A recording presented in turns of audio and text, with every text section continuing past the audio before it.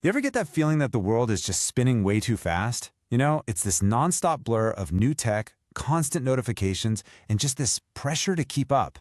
Well, what if I told you that the key to understanding all this chaos is actually hidden inside a symbol that's thousands of years old? Yeah, let's get into it. I mean, is our world out of balance? I think for a lot of us, the answer is a big, resounding yes.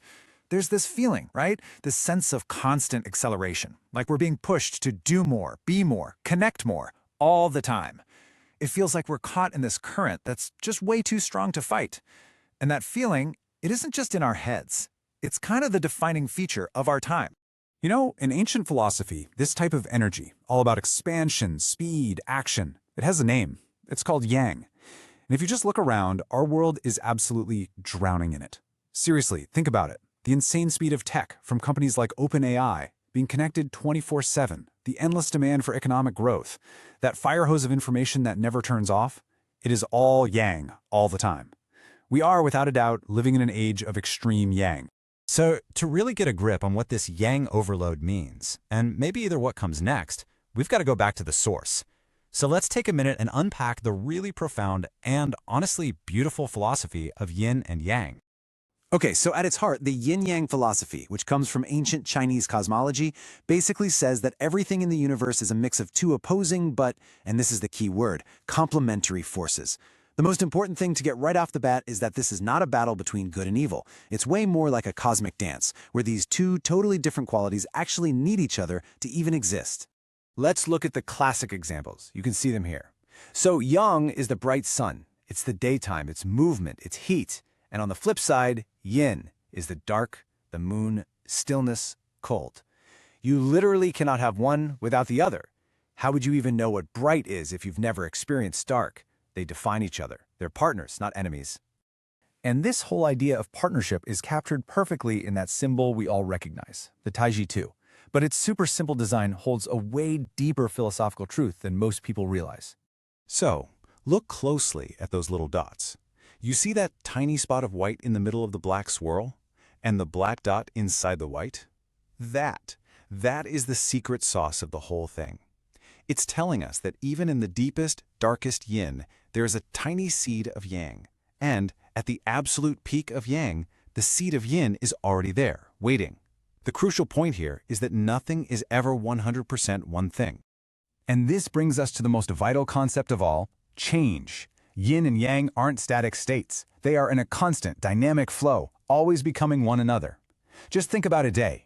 You have the deepest part of the night. That's peak yin, but it holds the promise of dawn.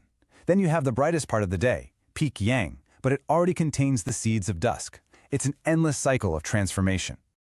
So, where did this incredible, all-encompassing theory even come from? Well, while the ideas of yin and yang are super ancient, there's one guy who gets the credit for pulling it all together into a system that could explain, well, pretty much everything. Let's jump back in time to the Warring States period in China, around the 3rd century BCE.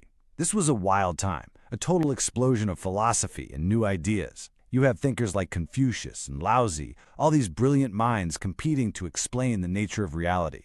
And right there, in the middle of all of it, was a philosopher named Zhao Yan. Now, Zhou Yan's big move wasn't that he invented yin-yang. Nope. His real genius was that he was the great systematizer. He took the concept of yin-yang and he combined it with another really powerful theory of the time, the 5 elements, or wuxing. And by merging them, he created this incredible framework to explain not just the seasons, but the rise and fall of entire dynasties. So the 5 elements are wood, fire, earth, metal, and water. Each one represents a different kind of energy, a different phase in a cycle. Wood is all about growth, like spring. Fire is about peak expansion, like summer. Earth is stability. Metal is structure and control, like autumn. And water is all about fluidity and change, like winter. Okay, so now we have the toolkit. Here comes the fun part. Let's use it to look at our world right now. This is where things get really interesting. We're going to take Zhou Yan's ancient cosmic framework, and we're going to lay it right over our modern civilization and see what patterns jump out. And when you do that, you can see this pretty clear trajectory, especially over the last 100 years or so. It looks like we've moved from an era of fire into our current era of metal, and we might just be on the edge of an era of water. Let me show you what I mean. So, the 20th century? That was pure fire. The fire element is all about explosive energy and maximum expansion. And I mean, come on, that's a perfect description, right? We had rapid industrialization, the explosive conflicts of 2 world wars, the massive expansion of nations, and we were even blasting ourselves off the planet in the space race. It was just this age of huge, outward, fiery energy. But today, well, you could argue we're living in an age of metal. The energy of metal is all about rules, structure, and control. And that perfectly describes our world, doesn't it? A world that is increasingly run by algorithms, managed by global financial systems, and totally organized by data. It's like we're all living inside these rigid, logical, metallic structures that we've built. But you can start to see the signs of what might be coming next, an age of water.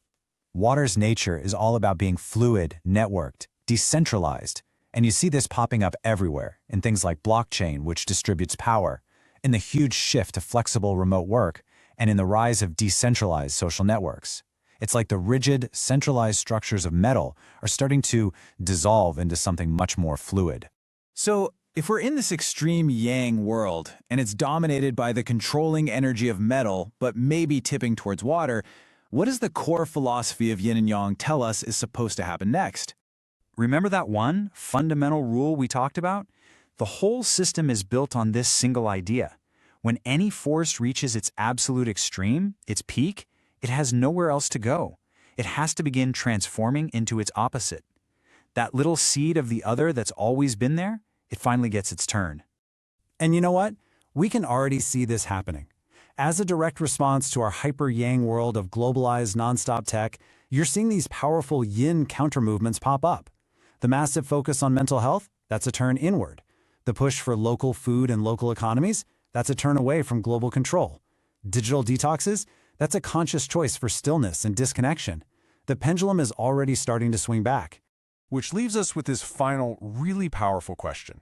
If this ancient logic holds true, then as our world of constant, breakneck technological acceleration finally hits its peak, a great rebalancing, a turn towards the internal, the local, the still, it might not just be possible, it might actually be inevitable.